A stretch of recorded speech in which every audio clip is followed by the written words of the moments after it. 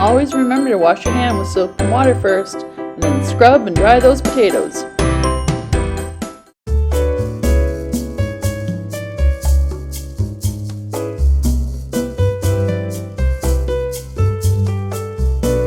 Preheat your oven to 400 degrees.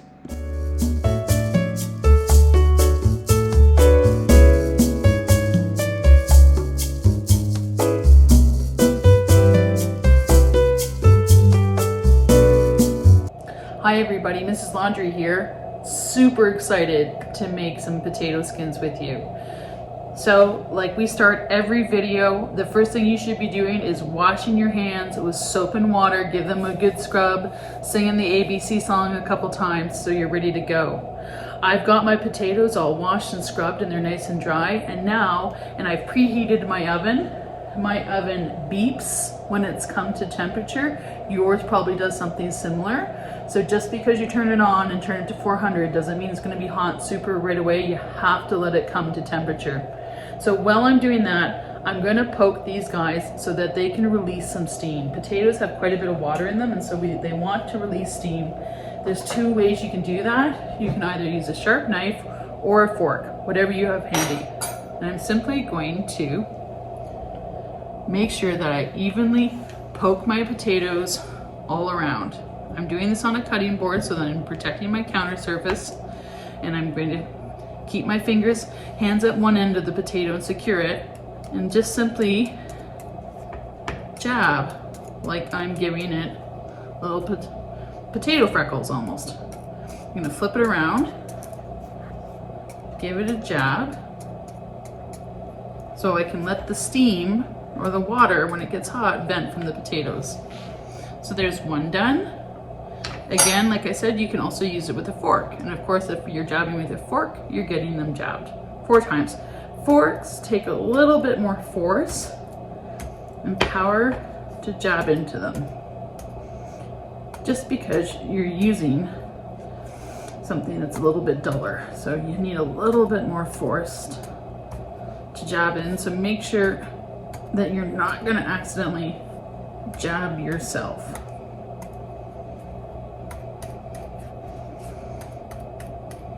So do whatever you prefer. I prefer the knife just because it's a little bit easier, because it's sharper. And you can see I'm not using my big knife today. I'm using my little paring knife.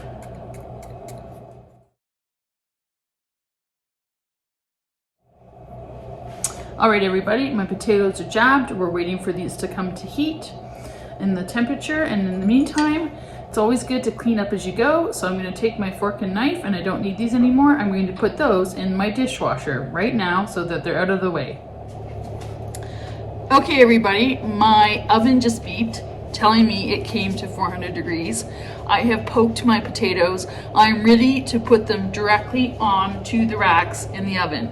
This is going to be hot. I'm going to watch out for that blast of heat that initially comes out, and I'm going to be using my oven mitts.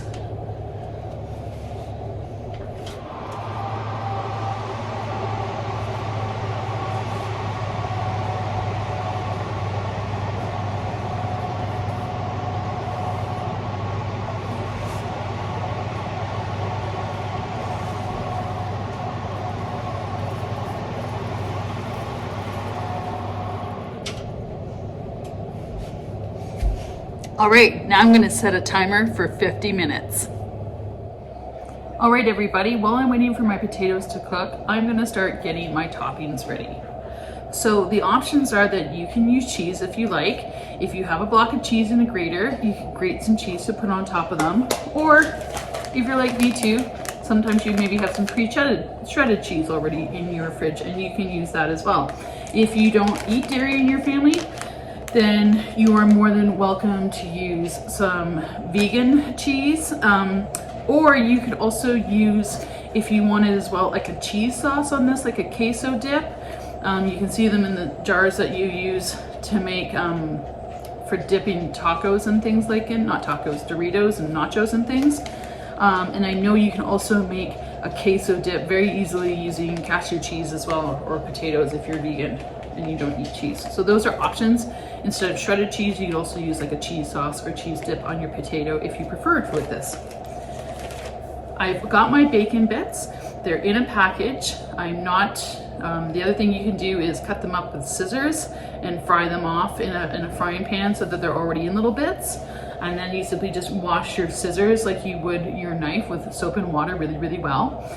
That's the easiest way to create chopped bacon bits. And I am going to add some green onion as well. So these are green onions, or we also call them scallions. And the first thing I'm going to do is I've washed them off and rinsed them. Anything that I bring home from the grocery store, even before COVID ever hit, we rinse and we wash under the water to knock off any sprays or any potential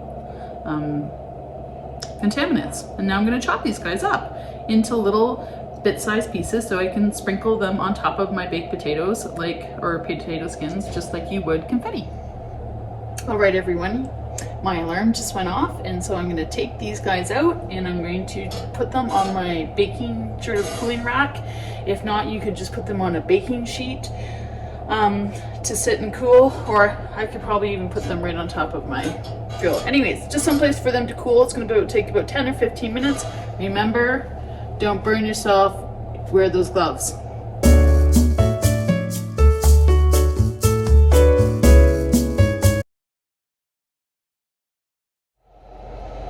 Okay, everybody, the next step that I'm going to do is I'm going to take my cooled potatoes that I can now handle, and I'm going to cut them in half lengthwise, and I'm going to scoop out the insides. I'm going to save the insides in another bowl. Maybe tomorrow night we can have mashed potatoes or something. I'll use some for that. I'll save them for another time. Because I just sort of want this outside of them and just a little bit of the inside. We're not going to scrape them right down to the potato skin. We're going to leave a little bit on the inside.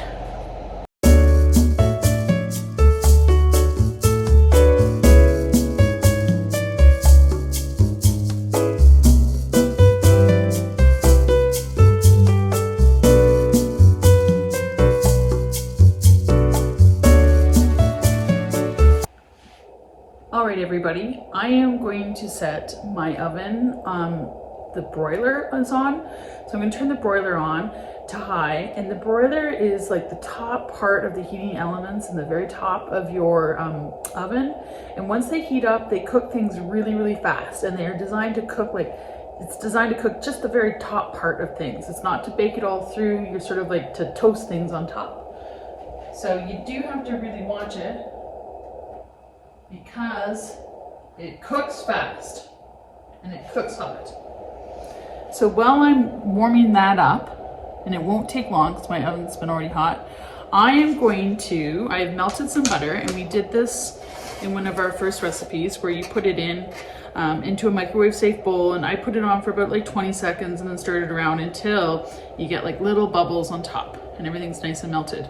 So I'm going to use this as well as some salt and pepper. And I'm going to, now I've got my potatoes scooped out, I'm going to brush them in butter on the inside and the outside. Just like this. Get them all nice and toasted. And then I'm going to use some salt and pepper, a little bit of pepper on both sides. Give it a flip. And then maybe a little bit of salt on both sides. And now I'm going to repeat the process with everything else. I'm using my oven mitts right now to write my fingers on, so have an oven mitt or something, tea towel close by. And I'm going to repeat the process, and I'm going to butter and salt and pepper all the rest of my potato skins, and I'm going to turn them skin side up when I'm done.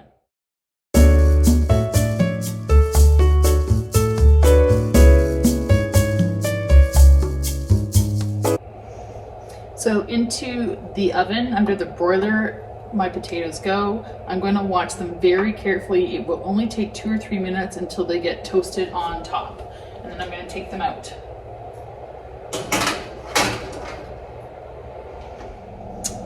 All right, it's been 2 or 3 minutes and the top is pretty crispy, so I'm gonna take them out. I'm gonna leave the broiler on. I'm gonna put these on top. And now I wanna flip them over so I can toast the top of them. But they're too hot to touch, so this is where you wanna use some tongs if you have some. And very carefully, you don't have to squeeze too hard, just flip them on over. It's okay if they tip on their sides. Try the best to get them straight.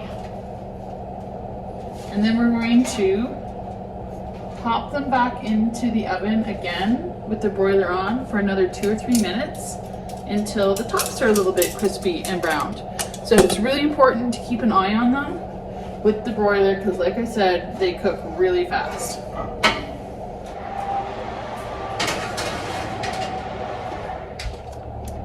Okay, the tops are nice and crispy. Now what I'm going to do is I'm going to take my cheese, if you have it shredded, and in this case I'm going to have my bacon bits as well. If you want to leave it vegetarian, don't add the bacon bits. And we're going to try and very much as possible evenly distribute the cheese as evenly as possible. Just a little bit of a sprinkle on the bottom of my hot potatoes.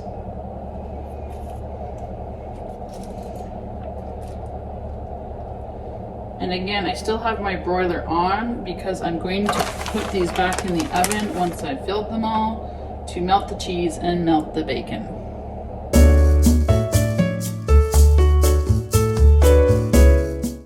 Okay, back in the oven just long enough to melt the cheese and to warm up the bacon.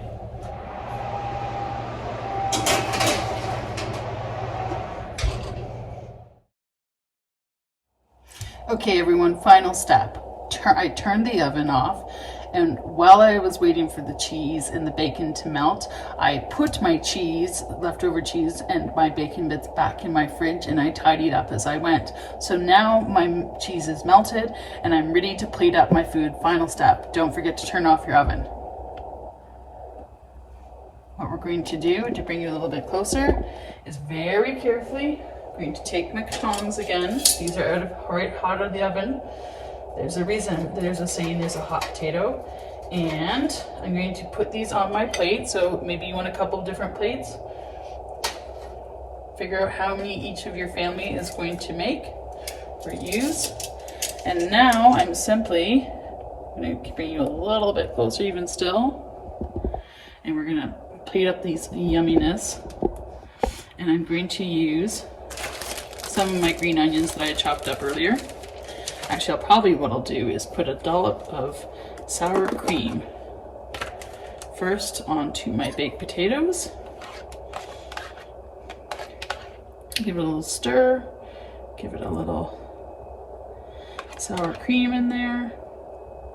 If you don't have sour cream, ranch dressing would also work really well with this. If you put a squirt of ranch dressing, or if you have any type of like 2% or 5% just plain Greek yogurt, it's about the same consistency as sour cream. It's just got a little more tang to it, which is just fine. And finally, I'm going to make it look nice and pretty with a little bit of sprinkling of my green onions. And ta-da! Bon appetit!